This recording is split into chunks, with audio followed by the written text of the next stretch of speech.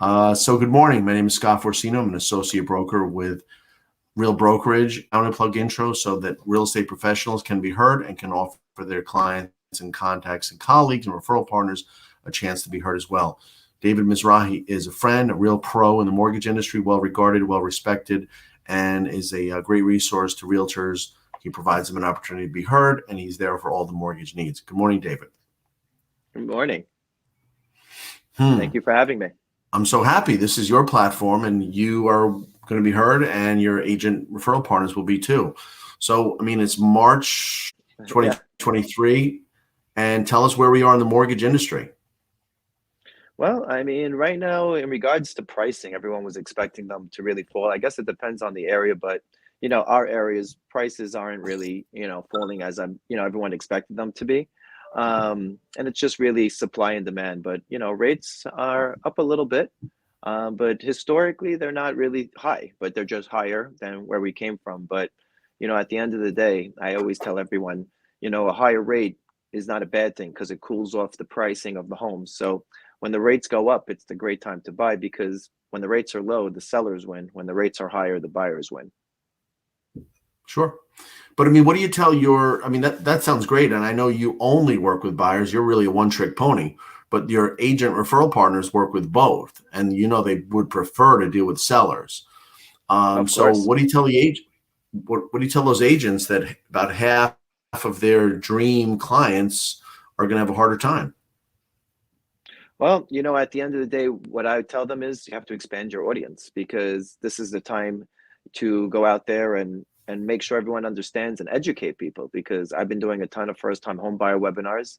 Literally as I'm speaking to you, I just received an email from someone that came to my class 2 weeks ago that's looking to do something in the future with just some questions. So, when you educate a client, they might not be ready now, but you'll give them the goals of where you need them, where they need to be. And then eventually you'll earn their respect and earn their trust. And then basically you will be able to work with them in the future. Yes. I mean, of course, education is paramount because they can't make an informed decision without knowing what are their options or what are their obligations and rights. And I know that you're really successful in working with the agents to do that. Yeah, I always say, widen your audience right now. Right now is the time to go out there. And, when the rates were super low, no one had time to do anything. Now you have time to do those things that actually are important for a relationship and a referral partner. Mm-hmm. Right. Instead of just working in your business, you're working on your business.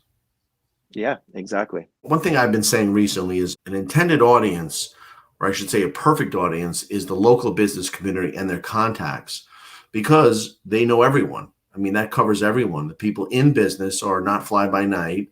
They're really there. They have an interest in being present and being seen and assisting others as well. So to me, that's really the dream place. And not too many real estate professionals give local business owners or professionals a chance to be seen.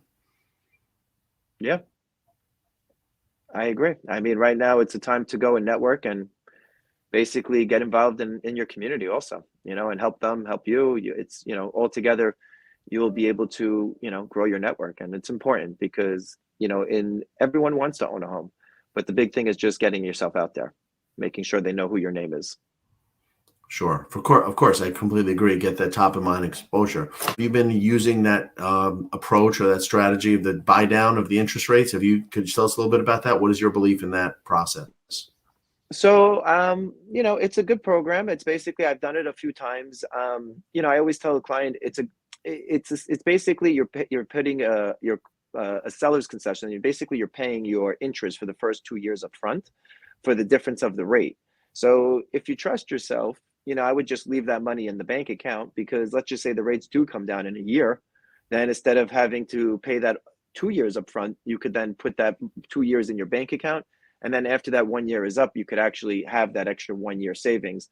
You could use that money because else that money would have went into the interest, which the bank would have taken.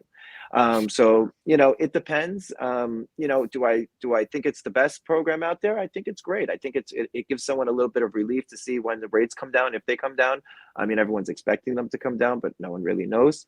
But, if someone could afford the mortgage payment with the higher rate, and they trust themselves with the money, then I give them a suggestion to, instead of using that money to buy down the rate, keep it in the bank account and use that money that, every single month to pay the difference. And if you end up refinancing in 8 months, 12 months, 15 months, 18 months, then the difference of that 24 months would be your extra money that you would actually have in your pocket, which you would have given to the bank.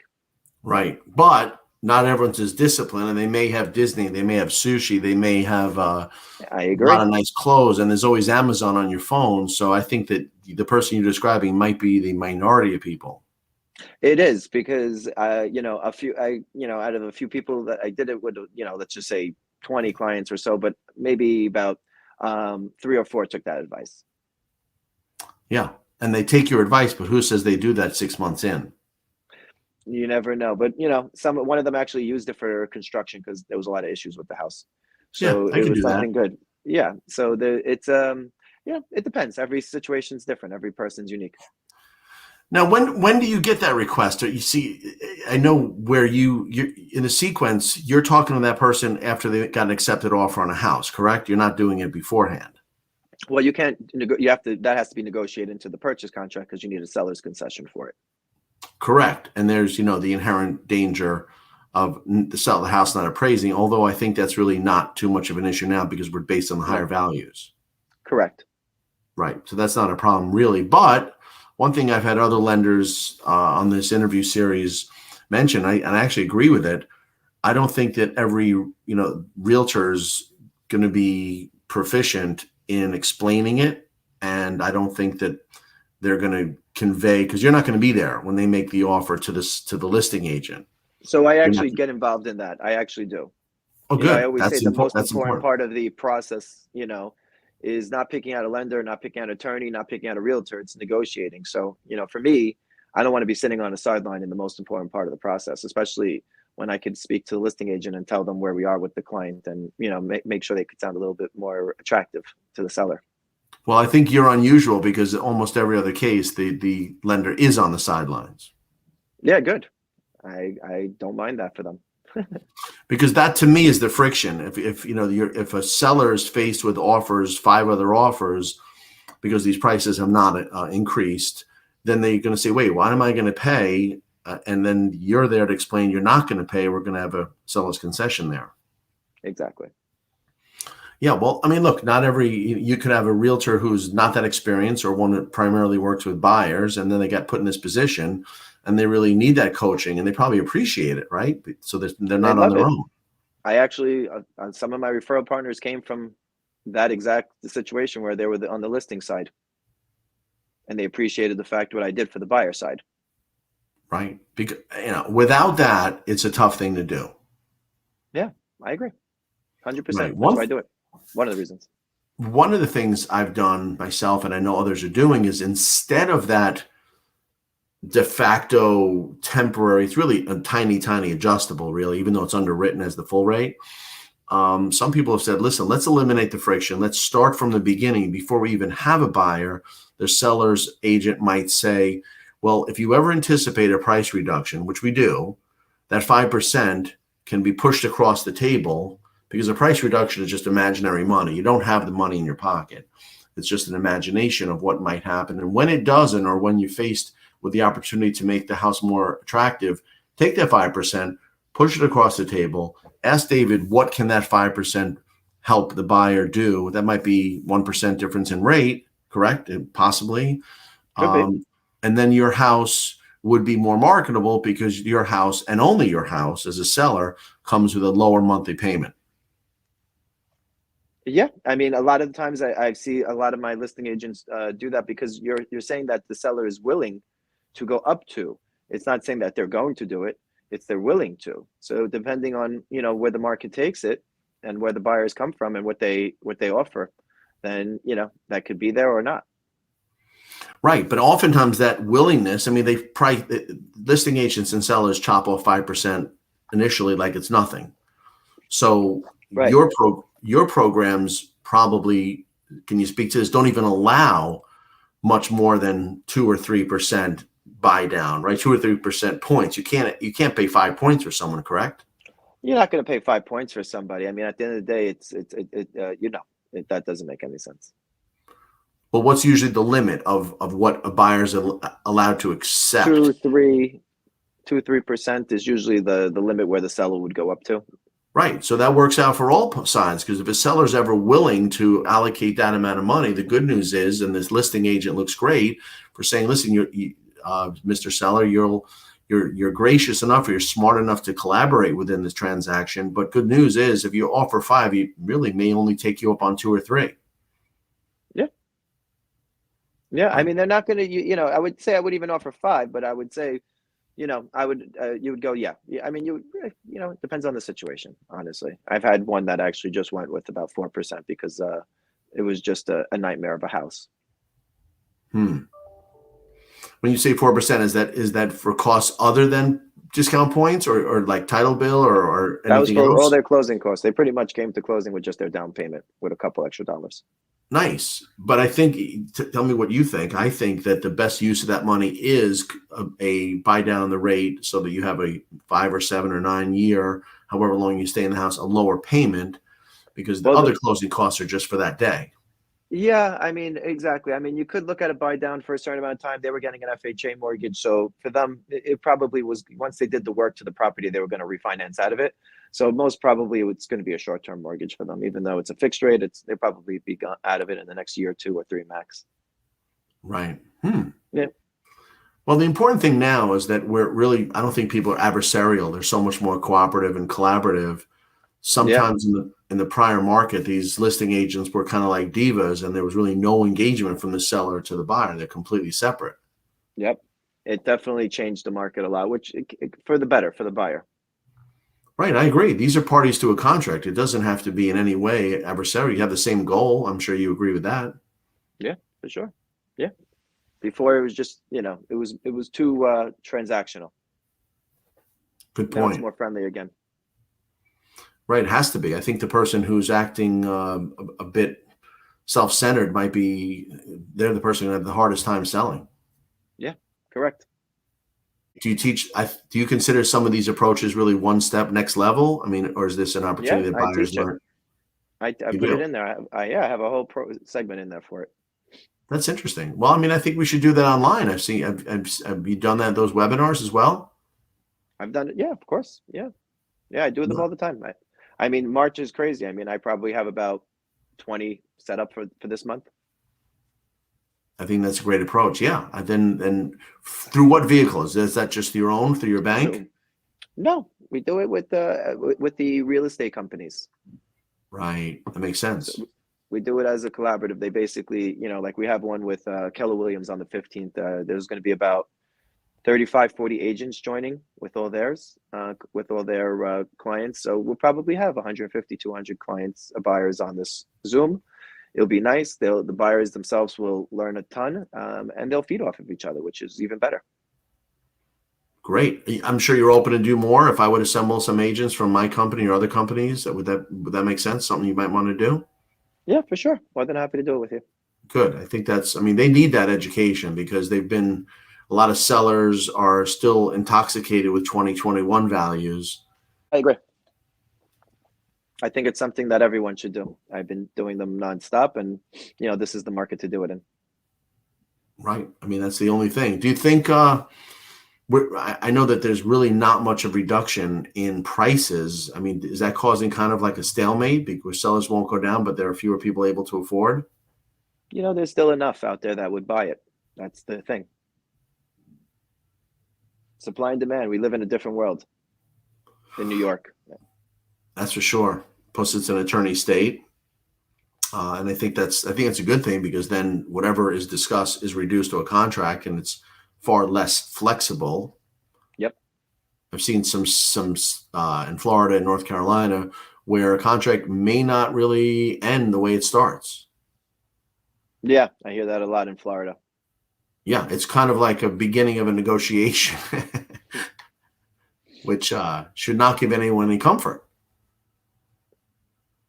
Yeah, I agree. I like that attorney state. Yeah, of course. But, there's also other considerations where you mentioned the buy down. There are, in your pity payment, there are four elements of the pity payment, but 2 of them are way outside your control, such as taxes, and now insurance is a national issue. Yes, that well, not yeah, mostly in Florida and states around water, but New York, I don't think there's enough out there. I don't think there's enough insurance companies. But yeah, Florida is a big problem.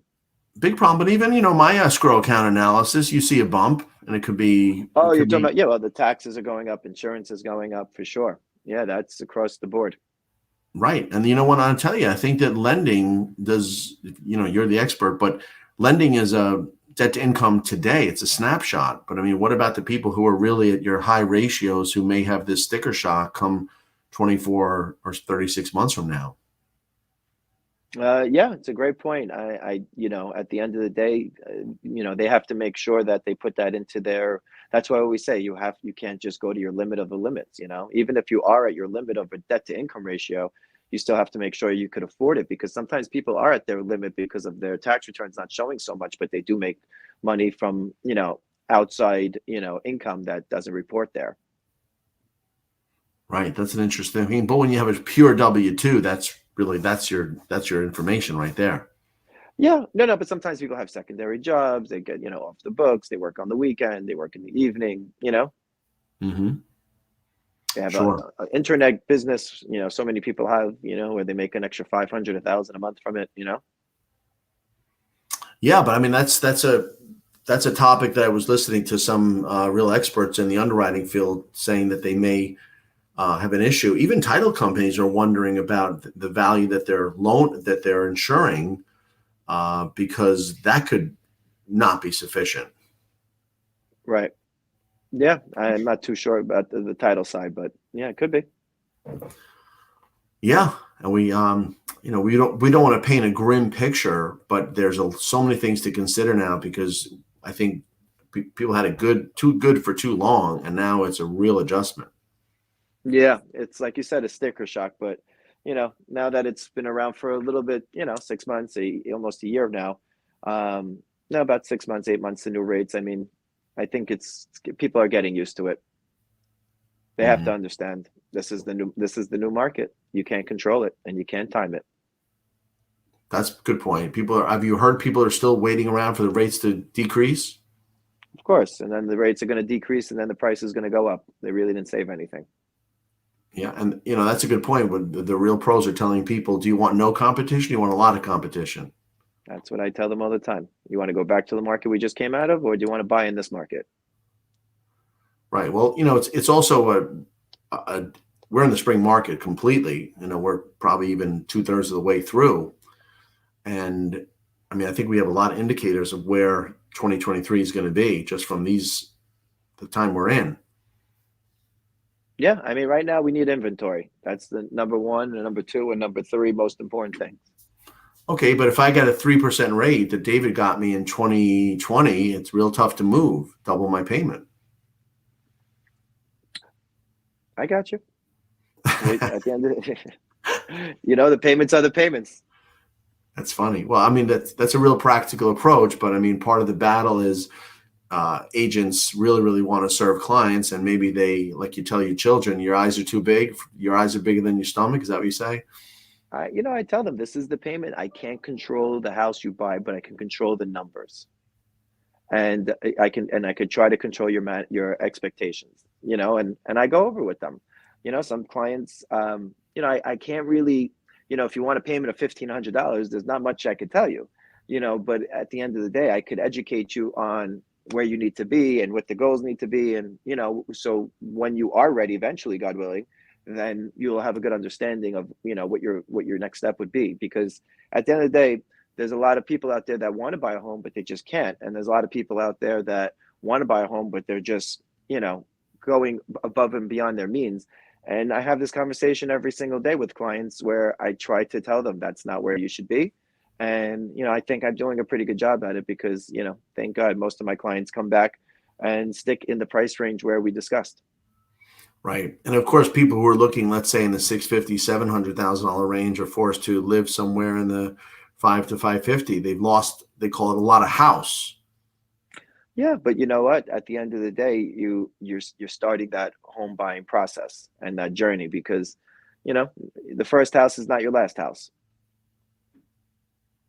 Hmm. I know that. I could see your information is really, really comforting and informative to the first-time buyer. But your empty nester with a lot of equity, how have they been handling it? Well, an empty nester right now, I mean, right now they don't want to trade their rate so much. They have Right. a 3% rate, 2% rate, and the rates are now 6%. So they don't want to trade that rate for a different property because at the end of the day, their payments would go up. I think the biggest thing that we could get is just, the interest rates trending down for a little bit, 4 or 5%. Then all of a sudden you'll start seeing that, that gap won't be so large where people then take advantage of it. And then all of a sudden you'll get rid of a lot of 2, 3% rates and that will then Mm-hmm. change the market a little bit. Mm-hmm. There's another issue where the empty nesters are not working to the extent they did, not earning what they did, and they're sitting on this massive amount of equity where some people feel like, listen, honey, we got to take our money and run. We did a good enough job. The kids are on their own, and there's a bank sitting inside our walls. Yeah. I mean, every part, it depends on what their next steps are, what their goals are. But I mean, yeah, I mean, at the end of the day, yeah, you might trade a 3% rate for a 6% rate, but at the end of the day, you're going to trade, if you're an empty nester, you're going to trade that $1 million house for a $500,000 house or six, and you're going to get that big discount, or maybe you could buy cash. So at the end of the day, then the rates don't really affect you. But it's always good to get a small mortgage. At least you get some type of write-off.